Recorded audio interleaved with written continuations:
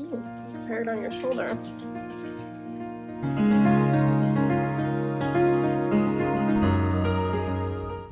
Hey guys, it's Exa and welcome back to my channel. Today we will be doing another fun craft project per usual, but with a slight twist where I'm going to be making it while traveling on the boat. And hopefully this is an effective craft project and I am actually capable of applying crystals while traveling via boat. Never tried it before, but we'll see what happens. I will be turning this pair of plain black boring Louboutins into these fancy bling bling ones that just came out. They are really expensive and I will probably never buy a pair because who's actually going to spend $3,000 on a pair of shoes when you can spend $150 for a pair like this and then do it yourself.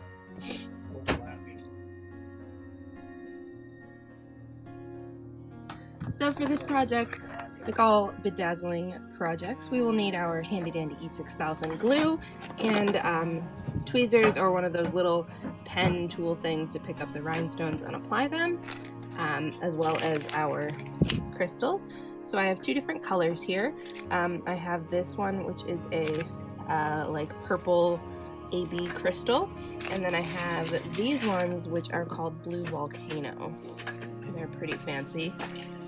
So we have a bunch of those. Hopefully this is enough for the project. Each of these bags has one gross, which is 1,440 rhinestones, so hopefully these 4 bags are enough. Okay, and then last but not least we have these cool little purple stud things, which we're going to use to kind of make that textured effect. So go ahead and get started.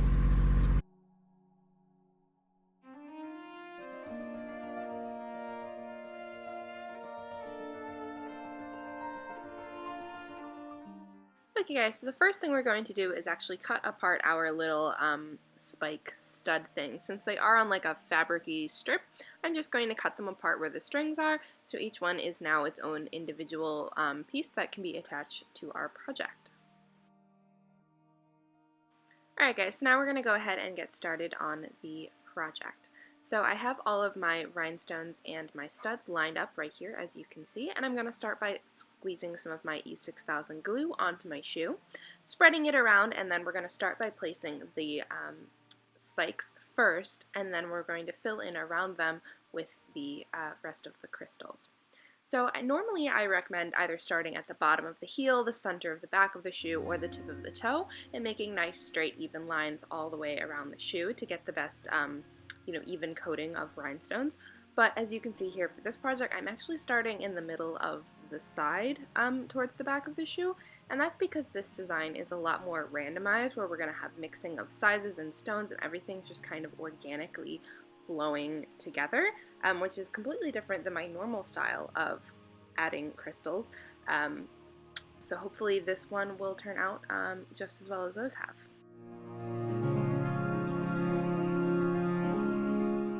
And although we are doing this kind of randomized design here, I do want to make sure that my edges are still going to be lined with nice straight even rows of crystals, because we don't want any of the black materials showing out, giving like wonky rough edges. We want them to look nice and neat and fully finished. So as you can see here, I'm making sure to very carefully place each stone in a perfect line around the edge here, and then just kind of filling in behind them what sort of size stones fit around to fill in the space the best. And in case you were wondering, yes, I am still on the boat, and yes, we also brought the cat along. Yeah. So once I've kind of started to get this back section filled in completely, this is what it looks like. Also, fun fact, Poof was a great sport, and she makes a really great background. Gotta love the fluffy fur. But yeah, so we're just going to continue to cover the entire shoe in this same fashion with a mix of crystals and studs.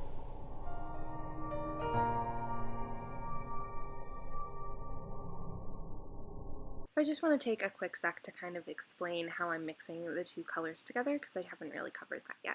So I'm basically doing this in sections. So it's sort of like a camo patchwork mixture.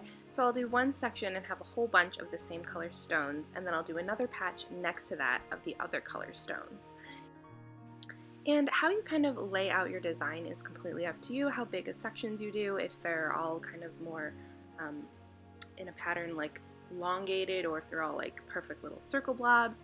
It's completely up to you. I just kind of went with this random thing and let it kind of lead me where it leads me. Alright guys, so once I've kind of gotten all the way around that heel in the back, I'm going to do the actual heel spike part. Now this is going to be a little different because I'm not going to be applying any of these spikes on the heel, which you totally could, but I just kind of like how thin and slender they are, and I want to add as little extra material around the outside to make them look thicker as I can. So I'm just going to be using the small crystals here.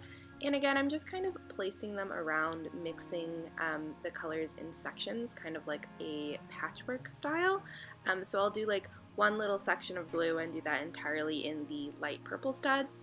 And then I'll do my next section of glue that butts up against it, and then I'll do that one entirely in the kind of blue shimmery one. So then it's giving this sort of camo patchwork mixture, but it's not like speckled like one and then the other. They're kind of in sections, if that makes sense. So we're just going to go and completely fill in this whole heel until it meets up with the back of the shoe again.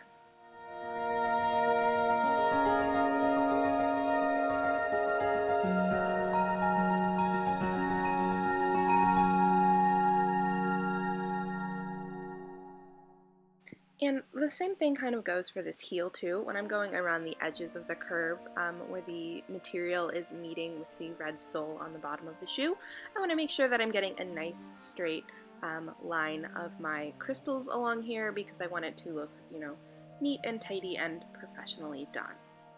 So do take your time when you're doing these edges. Trust me, it's really frustrating and annoying now, but you will 100% be grateful that you spent the time to do it later.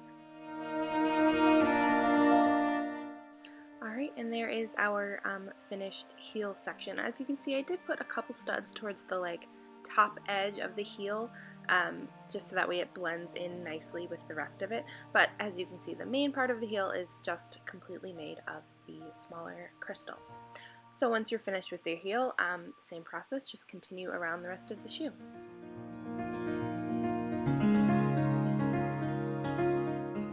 Alright guys, we're just going to go super speed through the rest of this, because it is really just the same part through this back part of the heel. So here's a quick little montage of me working on it, and when we get towards the side of the shoe, I will bring you right back.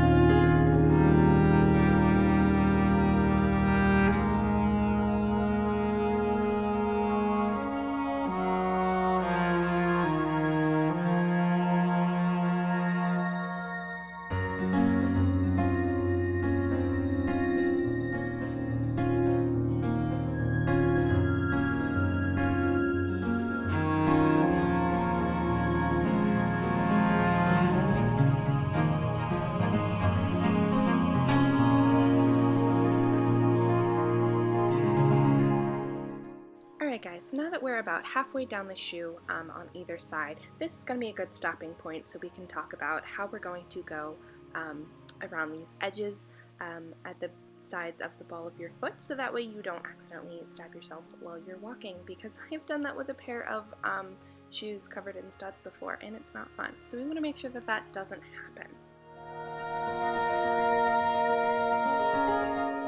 Alright guys, so on the outside edge of your shoe, over here, as you can see, I do have more of the studs going down on the edge. And this is fine, because this is going to be on the outer sides of each of your feet. So it's going to be in the left side of the left shoe and the right side of the right shoe.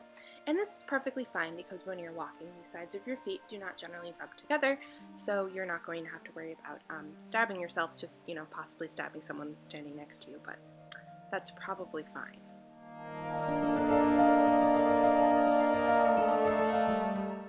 Alright, so now for the inner edges. These are the ones where you want to make sure that you're not going to have any studs that are going to rub or hit each other while you are walking. So it's okay if you have some that are along the back edge of the curve of the shoe, like you see here that I do. Just make sure that if you're looking at the shoes straight up and down, that you don't see any of the studs sticking directly out of the side where your feet will rub together on the balls of your foot. So for this section, we're going to just use the small crystals together, so that way it is nice and smooth and not a tripping hazard.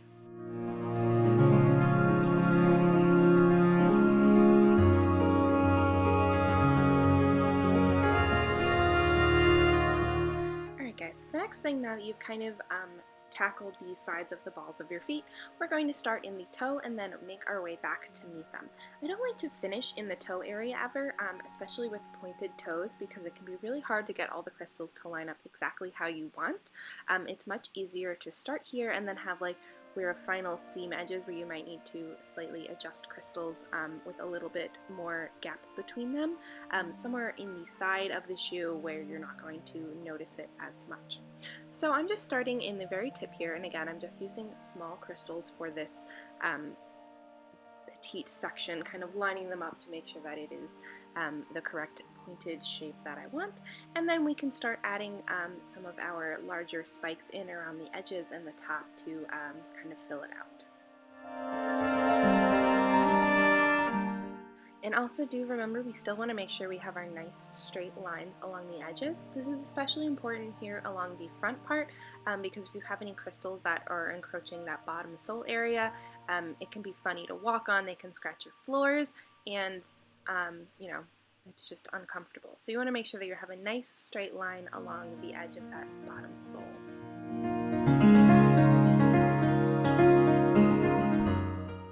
So while I'm going along the sides here, again I'm making my nice straight lines. I'm randomly placing the colors in their little block sections based on, whatever I'm feeling like at the moment. Adding in those studs randomly once we are past the edge of the toe. It doesn't matter if you have some sticking out of the sides. I think it actually looks kind of cool visually, because then you can kind of see the difference in the break of the line of the shoe along the side when you're looking directly down at them, which is pretty cool. So here I am meeting my front section to my back section, and as you can see, when you meet them in the middle here, it's much nicer than trying to fix it perfectly in the front, so that way you can adjust your spacing and it doesn't look like there was ever two seams to meet, and that it was all done together at once. Oh my gosh guys, we are finally almost there. Just a little bit more on the top of the toe area and our shoe will be complete. Now like I said, I did meet all of my sides first, and then I'm going to make that final finished area somewhere in the middle-ish of the top of the shoe, again so that way you can kind of hide the seams in case you don't have your rhinestone placement exactly perfect and there's little gaps and things. So we are going to go around this top edge of the toe box here, making sure we have a nice straight line. Again, it looks better, and if you have any that are off, it will rub on your foot and it will drive you absolutely bonkers. Trust me, I've been there, I've done that, and it sucks. So don't do it. Make sure that you make your nice straight even lines, and again, randomizing the pattern here, randomizing the placement of the spikes, completely up to you. Make it just look as organic as you would like.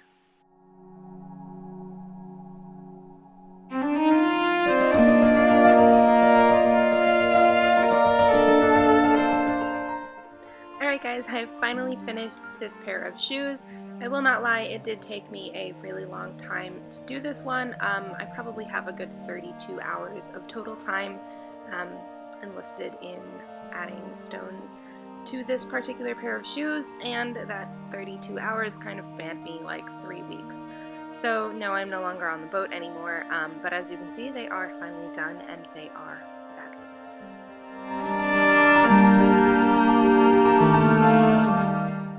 I am so in love. I can't even truly capture the color and the sparkle and the chameleon beauty of these shoes on camera very well, but trust me, they are spectacular in person, and you totally need to make a pair of these. They came out amazing. I mean, look at this. Look at this. Oh, God, I almost never want to take them off. They're perfect. I think I have a new favorite pair of heels.